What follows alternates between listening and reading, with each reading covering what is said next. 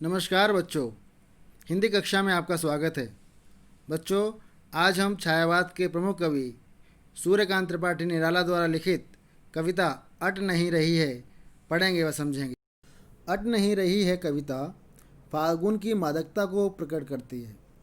बच्चों, फागुन महीने में चारों तरफ प्राकृतिक सुंदरता इतनी ज़्यादा होती है कि मन में एक एक प्रकार खास प्रकार की मादकता आ जाती है, नशा आ जाता है, जो उस दृश्य को देखने से आंखों को हटने नहीं देता।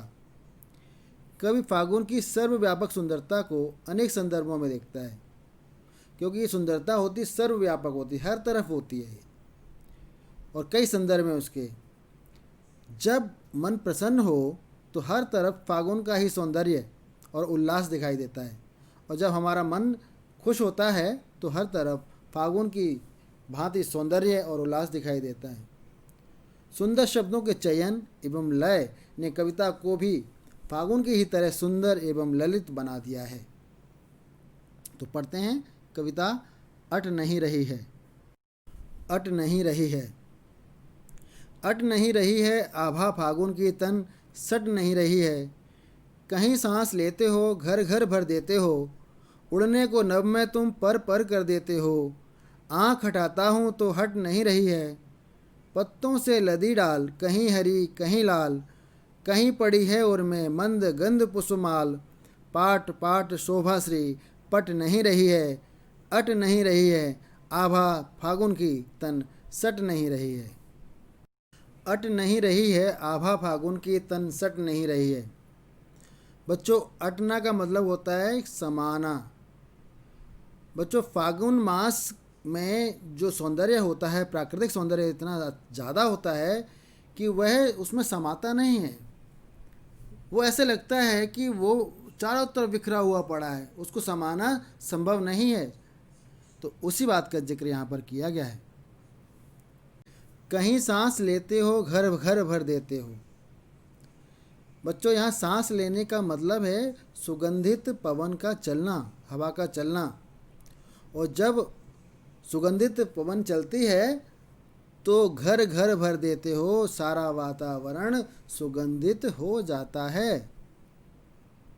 उड़ने को नभ में तुम पर पर कर देते हो, और ऐसा लगता है कि हमारे पंख लग गए हैं और हम सुगंधित वातावरण में उड़ते चले जा रहे हैं। आकाश में हमारे पंख लग गए हों, ऐसा महसूस होता है। आँख हटाता हूँ तो हट नहीं रही है। फागुन मास में सौंदर्य इतना चरम पर होता है कि उससे हम आँख हटाने की कोशिश भी करते हैं, परंतु आँखें हटती नहीं हैं उस सौंदर्य से। उसको एकटक निहारते रहने की इच्छा होती है। हट नहीं रही है। पत्तों से लदी डाल कहीं हरी कहीं लाल। चारों तरफ पेड़ कहीं हरे कहीं लाल पत्तों से लद जाते हैं, डालियाँ हरे और लाल पत्तों से लद जाती हैं। कहीं पड़ी है उनमें मंद गंध पुष्पमाल, और कहीं फूलों की क्यारियाँ ऐसी होती हैं जो ऐसा लगता है कि प्रकृति के गले में पुष्पों की माला डली हुई है, और उस माला से सुगंधित गंध निकल रही है, जो वातावरण को मनमोहक बना रही है, आकर्षक बना रही है, सुगंधित बना रही है। पाट पाट शोभाश्री पट नहीं रही है, और प्रकृति के हर कण में, हर चीज़ में जो सुंदरता है, सौंदर्य है, वो पट नहीं रहा है, समा नहीं रहा है।